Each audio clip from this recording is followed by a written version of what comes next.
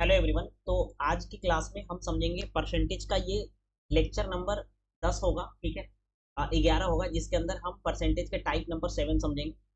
Type 7 के अंदर यहाँ पर हमें समझना है सक्सेसिव परसेंटेज चेंज के बारे में। आज के लेक्चर के अंदर हम ये समझेंगे कि सक्सेसिव परसेंटेज चेंज क्या होता है और उसके कॉन्सेप्ट को समझेंगे, और फिर कल इसके फॉर्मूला को समझेंगे और उसके अगले दिन हम इसके क्वेश्चंस करेंगे। कहने का मतलब है कि डेली की डेली ये 7 बजे ये सेशन मिलता है। डेली की डेली आपको 7 से 7:15 मेरे लिए समय रखना है, ठीक है। और इस 10 से 15 मिनट के सेशन में हम आपके मैथ्स को स्ट्रॉन्ग करेंगे धीरे धीरे, ठीक है। तो शुरू करते हैं। जो भी बच्चे सेशन में नए हो, चैनल पे नए हो, चैनल सब्सक्राइब कर लेना, वीडियो को लाइक कर देना। तो शुरू करते हैं। सबसे पहले हम लोग समझेंगे यहाँ पे कि सक्सेसिव परसेंटेज चेंज क्या होता है, ठीक है।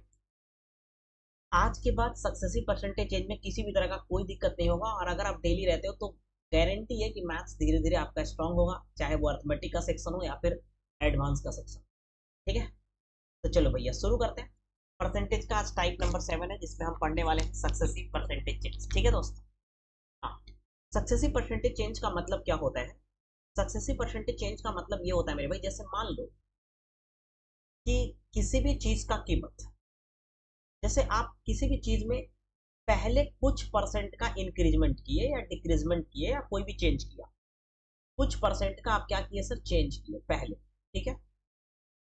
फिर जो चेंज होकर के जो वैल्यू आया, जो चेंज होकर के आया, फिर उसमें आप कुछ चेंज करते हो, तो इसी को कहते हैं successive percentage. Successive percentage change, successive का मतलब होता है चेंज होने के बाद चेंज होना, तो वही सक्सेसिव कहलाता है।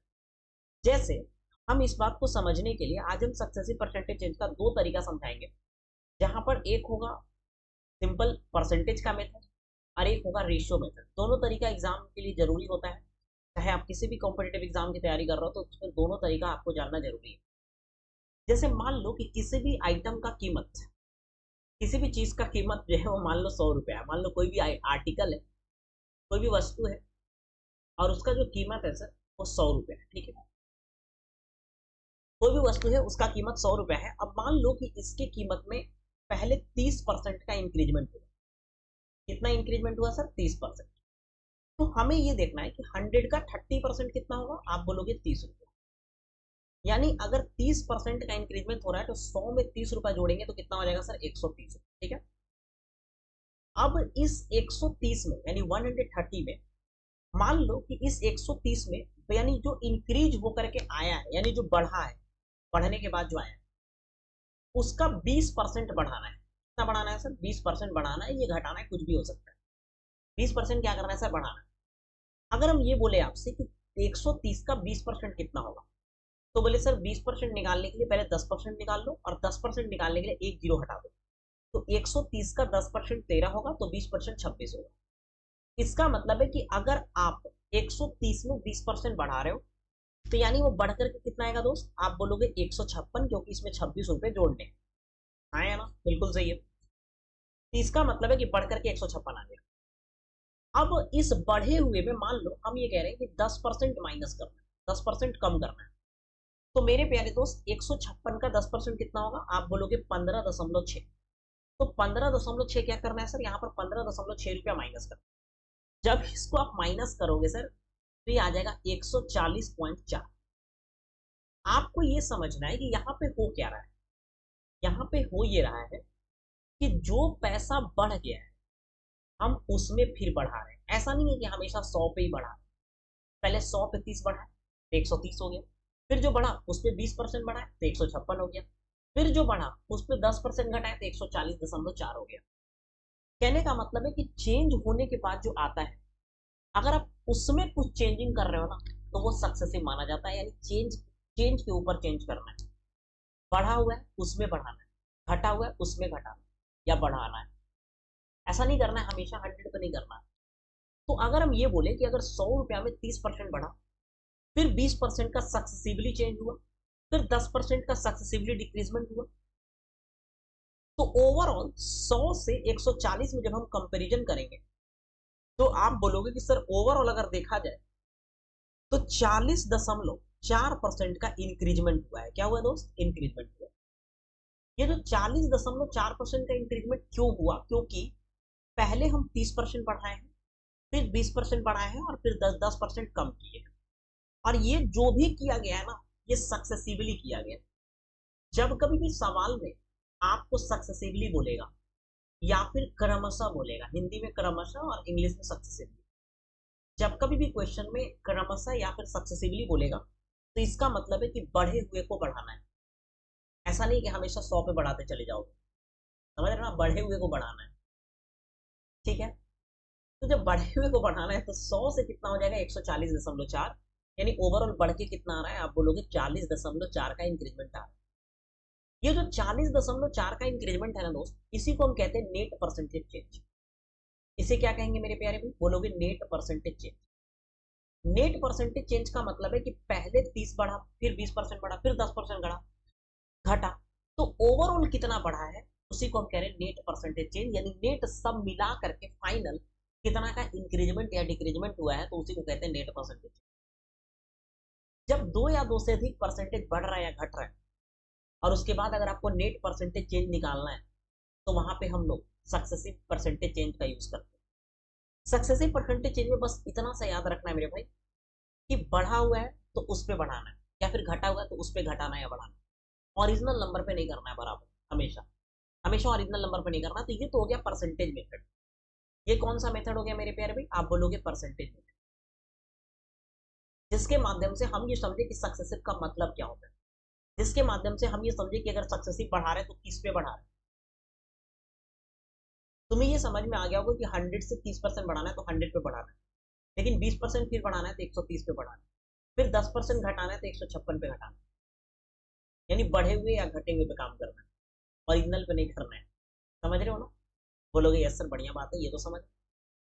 अगर ये समझ रहे हो तो क्या हम इसी बात को मेरे प्यारे भाई रेशियो मेथड से कर सकते हैं?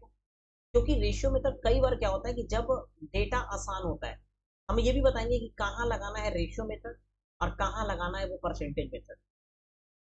ध्यान से समझो, मान लो किसी भी आर्टिकल का कीमत 100 रुपया है, ठीक है दोस्त, तो सबसे पहले क्या करना है, हमें 30% बढ़ाना है मेरे प्यारे भी। 30% प्लस का मतलब बढ़ाना है, 30% का मतलब होता है 3/10।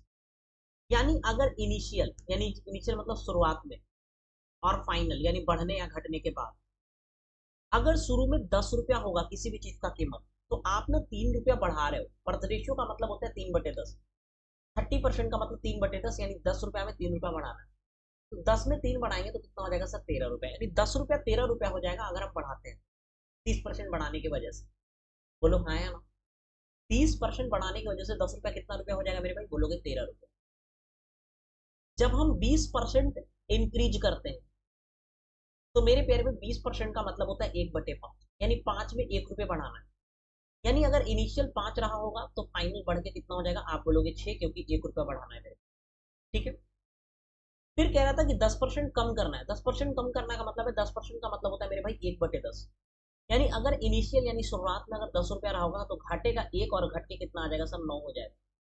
समझ रहे हो कि नहीं समझ रहे? इसका मतलब ये है मेरे प्यारे भाई कि